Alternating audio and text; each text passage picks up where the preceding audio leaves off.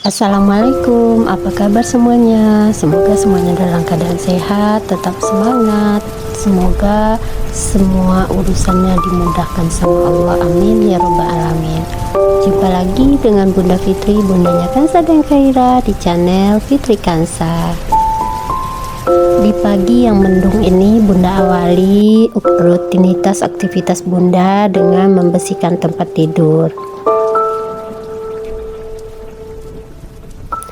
Kebersihan kamar tidur perlu kita jaga, baik itu kerapiannya, kebersihannya, kemudian udaranya, agar ketika kita beristirahat di dalamnya kita menjadi sehat. Nah, di video kali ini Bunda mau membahas beberapa kebiasaan simpel yang sering kita lupa yang berpengaruh terhadap kesehatan. Kebiasaan pertama yaitu lupa membersihkan magic comb. Nah, magic comb ini harus kita rutinkan membersihkannya, baik itu tutupan magic maupun di sekitarnya magic tersebut. Agar magic comb kita terjaga kebersihannya, kita harus sering membersihkan tutupan magic tersebut dengan membuka, kemudian kita cuci dan kita bilas sampai bersih.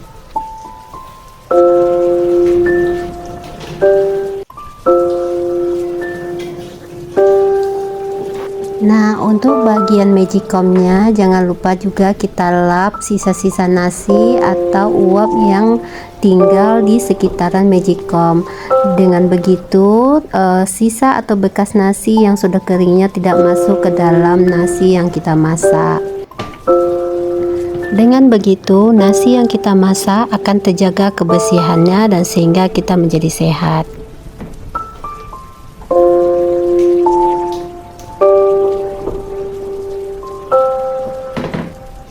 Nah, untuk air cucian beras bisa kita manfaatkan untuk menyiram tanaman, karena manfaat air beras ini bisa menyuburkan tanaman.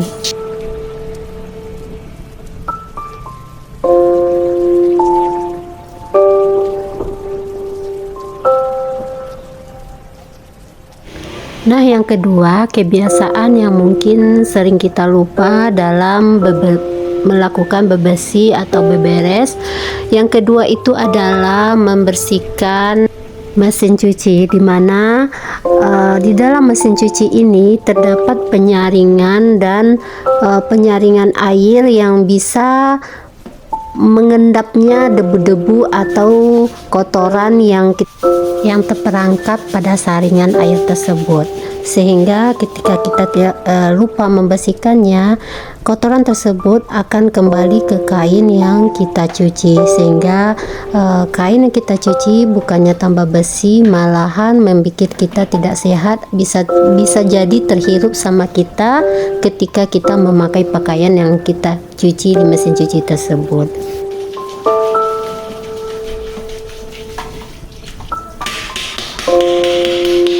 Nah, bisa kita lihat nih ya, ketika Bunda menghentakkan saringan dari mesin cuci ini, terlihat keluar semua debu-debu yang terperangkap dalam saringan tersebut.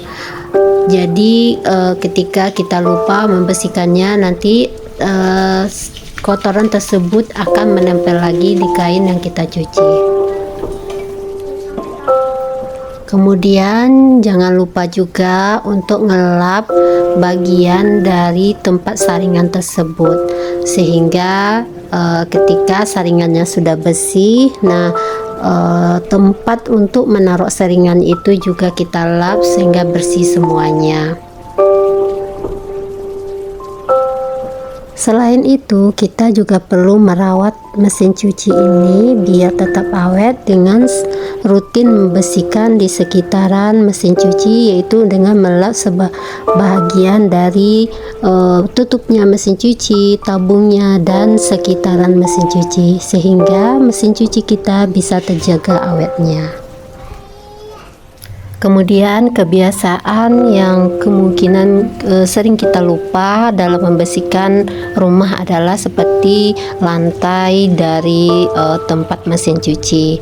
Nah, kadang kita lupa untuk membersihkan secara berkala lantai dari tempat mesin cuci yang mungkin susah untuk diangkat-angkat. Nah, ternyata lantainya juga super kotor. Nah, di sini Bunda mau kasih tips cara membersihkan lantai keramik, baik itu toilet mau itu lantai seperti lantai ini, lantai tempat mesin cuci. Nah, itu Bunda memakai cairan sunlight, soda kue, kemudian dicampur garam, dikasih air panas, kemudian Bunda siramin ke semua permukaan lantai yang kotor tersebut.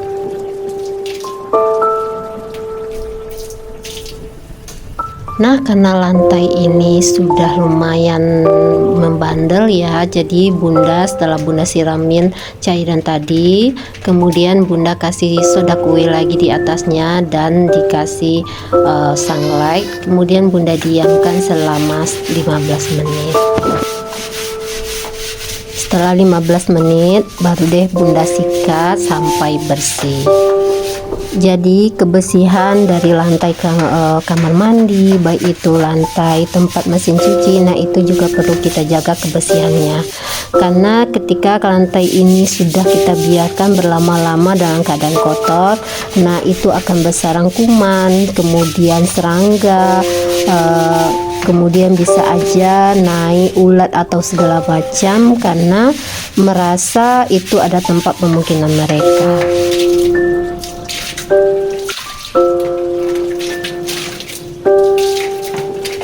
Nah, di sini Bunda berencana mengalihkan mesin cucinya itu keluar karena di sini tempat air dari yang digunakan untuk mesin cucinya itu langsung dari tangki, jadi kekuatan airnya itu lemah.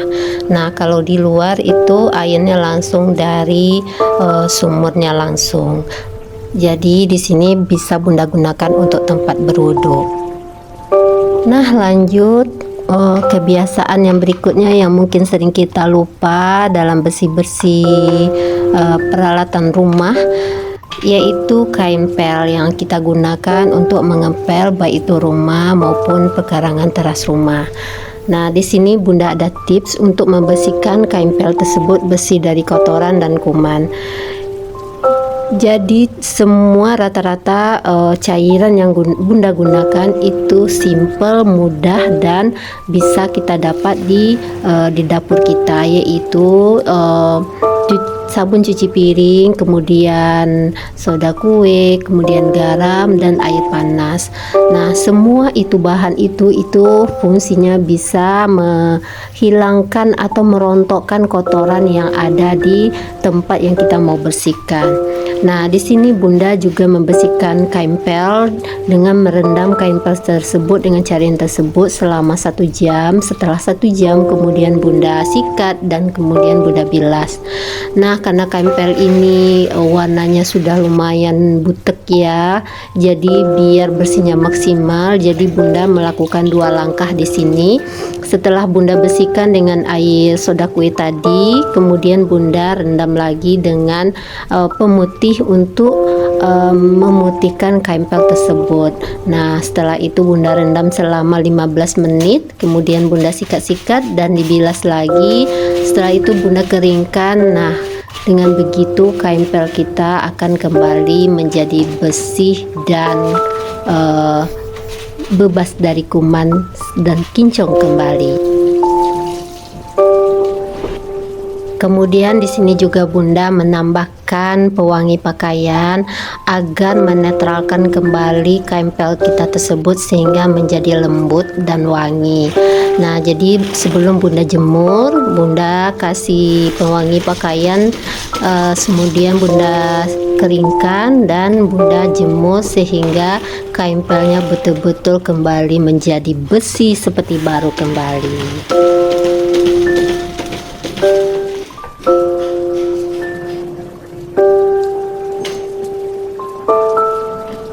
Nah, lanjut kebiasaan simpel yang selanjutnya mungkin sering kita lupa dalam bersih-bersih rumah, yaitu kita kadang membersihkan rumah itu lupa untuk membersihkan seperti di bawah sofa yang tanpa kita geser susah untuk dijangkau dengan sapu atau pembersih lainnya. Jadi di sini Bunda mau membersihkan area yang ada di bawah sofa, kursi sofa Bunda, yang kemungkinan banyak debu yang terperangkap di sana. Kemudian di sini juga Bunda mau membersihkan kaca, kemudian teralis yang mungkin ya sering kita terlupa dalam membersihkan rumah. Karena seperti Bunda ya, karena seorang ibu yang bekerja, jadi momen untuk bersih-bersih semua ini cuma bisa di hari libur, yaitu Sabtu dan Minggu. Jadi ketika hari libur ini Bunda sempetin paling tidak sekali sebulan ya untuk bisa membersihkan kaca, kemudian membersihkan area di bawah sofa, atau 2 minggu sekali yang mungkin bunda-bunda yang sempat. Jadi area seperti ini perlu juga kita bersihkan, kita lihat apakah kotor di bawahnya, kemudian teralisnya juga dilap, kacanya juga dilap, sehingga kebersihan rumah kita betul-betul terjaga dari kotoran, debu, dan kuman. Jadi di sini karena Bunda memang jarang di rumah, sehariannya itu bekerja, anak-anak sekolah, jadi memang area yang di bawah sofa ini jarang Bunda bersihkan seperti ini. Ya paling tidak Bunda bisa bersihkan 2 minggu sekali. Nah di sini juga Bunda membersihkan semua area di bawah sofa, kemudian lemari, karena mungkin di bawah sini itu banyak debu yang terperangkap ketika kita nggak punya peralatan yang bisa menjangkau di bawahnya, kecuali harus dengan menggeser.